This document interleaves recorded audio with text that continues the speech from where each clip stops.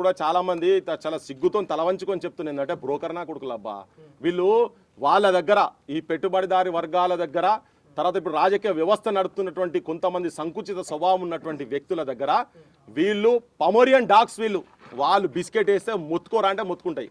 ఇవాళ రావాలి కదా మొత్తం వచ్చి ఇక్కడ నిలబడాలి, అడ్డం నిలబడాలి. ఇప్పుడు ఎమ్మెల్యేలు అయినరు, ఈ కులంకెళ్ళి ఉన్నటువంటి ఎమ్మెల్యేలు అయినరు కదా, వాళ్ళు కూడా వచ్చి ఇక్కడ అడ్డం నిలబడ పార్టీలు పక్క కొడేసాయి. ఏ పార్టీ అని పక్క కొడేసాయి, బీసీలు కాదు ప్రతి ఒక్కరు. ఇలా సందీప్ రెడ్డి అంటే ఆల్రెడీ వాళ్ళ సామాజిక వర్గానికి సంబంధించినటువంటి వ్యక్తినే చంపిండు కదా ఇక్కడ. ఏం పేరు? విజయరెడ్డి, విజయారెడ్డి. ఆయన పేరే విజయరెడ్డి.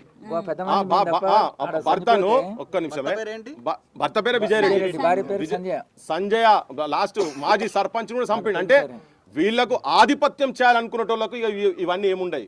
కానీ వీళ్ళను మోస్తున్నాడు చూసినావా, మోస్తున్న ముఖ్యమంత్రి పచ్చి మోసగాడు, ద్రోహి అని క్లియర్ కట్ గా చెప్పాల్సిన పరిస్థితి ఇక్కడ ఉన్నది. క్లియర్ గా ఏదైతే గతంలో ఈ ఐబొమ్మ ఇవని చెప్పేసి వాళ్ళని పట్టుకున్నాం, ఎక్కడ దాక్కున్నా పట్టుకున్నాం అని చెప్పేసి గొప్పలు చెప్తున్నారు పోలీసు వ్యవస్థ. ప్రెస్ మీట్లు కూడా పెట్టారు. కానీ మరి ఇంత జరుగుతా ఉన్నా 3 మంత్రులు ఉన్నారు నిజాం జిల్లాకి సంబంధించి. మరి ఈ పోలీసు వ్యవస్థ సంబంధించి ఏం చెప్తారు? మరి ఇట్లాంటి విషయాల మీద ఎందుకు మరి స్పందిస్తారు కావచ్చు, న్యాయం చేస్తున్నారు? వాళ్ళు కూడా సినిమా ఆర్టిస్టులు అయిపోయారు పోలీసు వాళ్ళు.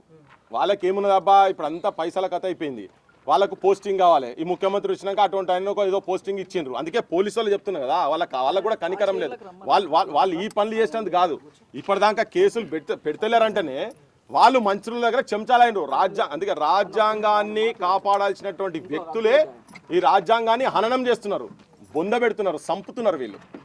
అందుకే ముఖ్యమంత్రి, హోమ్ మినిస్టర్ ఉన్నారు కాబట్టినే వీళ్ళు వాళ్ళ స్వార్థాలకు ఇటువంటి ఆఫీసర్లను తీసుకొచ్చి అక్కడ పెడుతున్నారు. వాళ్ళు కానూను కాపాడే పరిస్థితి లేనే లేదు.